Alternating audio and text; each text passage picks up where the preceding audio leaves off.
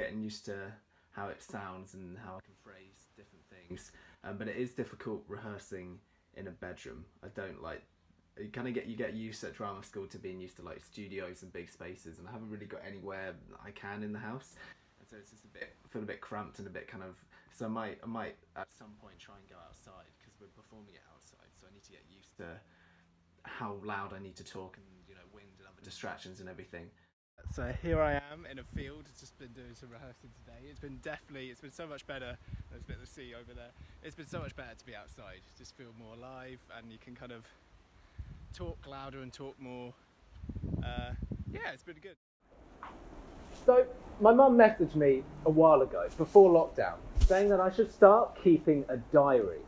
And this annoyed me for a number of reasons. Mainly because she does this all the time, just message me with random things. Not in a pushy, try and live your life like this kind of way, just in a more annoying, random kind of way.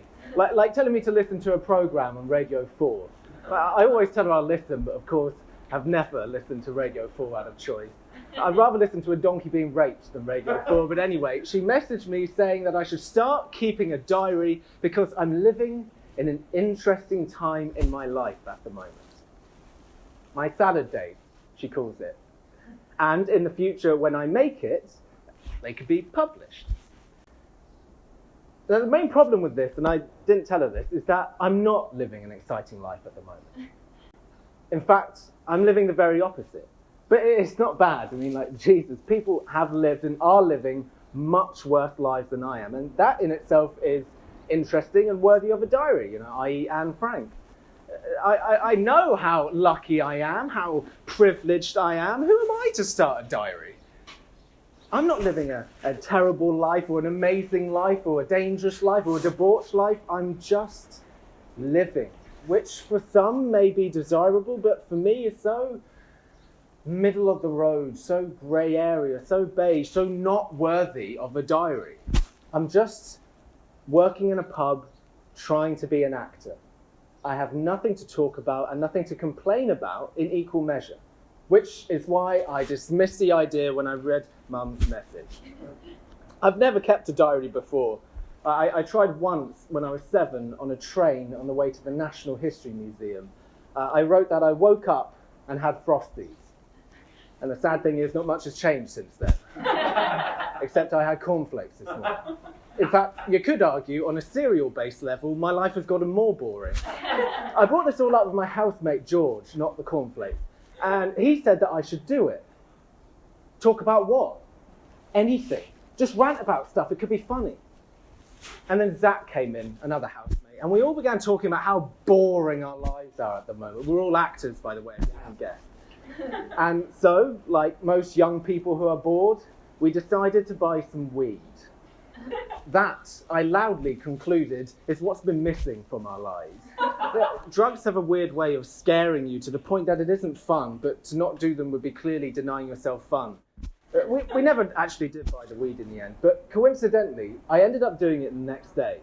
It's a bit of a story, but I work in a pub that's part of a chain. When staff go on their Christmas party, staff from another pub are drafted in to cover for them. So myself, a barman and a manager were this very cover for the pub.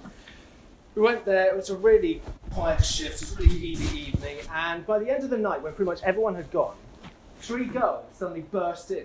One's crying, and the other 2 are cradling her. We were like, hello? They sort of sat down and asked for water. Then a load of boys came in. One had a nosebleed but didn't seem to care. Then a family of 4, 2 police officers, and the largest man I've ever seen. He was sort of tall and a bit fat and muscly at the same time. He was an off-duty officer, apparently. He asked to borrow a pen, and I gave him mine. So I'm never going to get that back, I thought. They all just sat away from us, not speaking at all. And then all the staff who were on their Christmas do came back into the pub for the after party. We were like, oh, for God's sake. So the barman and the manager who I worked with said, do you want to go outside for a joint? And I did. And upon 2 totes, remembered that I don't like weed. I've never liked weed. I only do it because other people do. We go back into the pub, and it suddenly dawned on me that everyone at the party was off their face as well.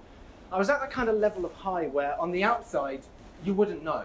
But on the inside, I was having my own little private party, and I'm noticing weird little details. People kept coming up to me and introducing themselves, like talking really closely into my face. You know, one of them was a Cockney slapper type, part of the kind of 80s and 90s rave scene. She kept banging on about how hard she could party and the stories she could tell. She went home early. A boy who I found quite attractive was absolutely pinging and listening to music on his phone. And he just suddenly stopped and turned to me and went, "How long the police been there?" I was like, "All night," I said. Only just noticed them. So this all went on for ages, and I just wanted to go home. And then there was this girl who works at the pub. And she was saying that she only works there part-time. And really, she's a singer. The barman who I worked with asked for a demonstration. And so naturally, she sang an entire song really loudly straight into his face. And when she was finished, the barman asked why, if she's so talented, is she still working in a pub? And this made everyone laugh, me included. But the girl looked humiliated. I've no idea when the police left. It was all a traffic incident, apparently. And around 2 o'clock, my manager drove me home. But you know what? I did get my pen back. So, that story's kind of fun. Not exactly a highlight, a swashbuckling adventure I can put in my diary. It's just something that happened to me whilst I wait for my real life to begin. I'm trying to be an actor, but that just feels like waiting for a bus that isn't coming. But you know what? That's okay. Because really, I've just started. These aren't my Saturdays yet. And all this stuff, the pub, the boredom, the waiting, it might not be what I want, but it's what I've got. And that's important because it's happening to me now. And that girl in the pub who is a singer, she's waiting as well, just like me. But we're lucky because we know what we're waiting for. And while I wait, life is still happening. I am still thinking about stuff. I have got stuff to say, even if I'm not important, even if no one knows who I am. Okay, it might just be me getting stoned in a pub next to a load of police, but with everything that's going on in the world right now, a little bit of ordinary, a little bit of mundane, a little bit of trivial might actually be a little bit of relief. My mum annoys me by saying that she's always right.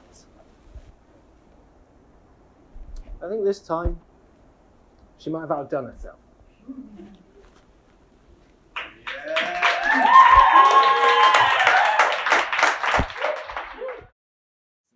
It was really lovely. I just like it. It was so good. To be fair, I can't really remember much. It all went quite quickly, so I don't actually really know what it was like, and I won't know until I can see it again. But I know that it felt good. If we can do this now under these circumstances, then we can do anything. I think that's kind of what it taught me, that anything is possible, even if everything's been taken away from you. Theatre can live on in such weird little ways and different forms, but it's not going to stop. Survival instinct and that drive and passion that people have in the theatre industry, I think will just carry on no matter what. So that's what I kind of realised, and it made me feel quite hopeful about the future.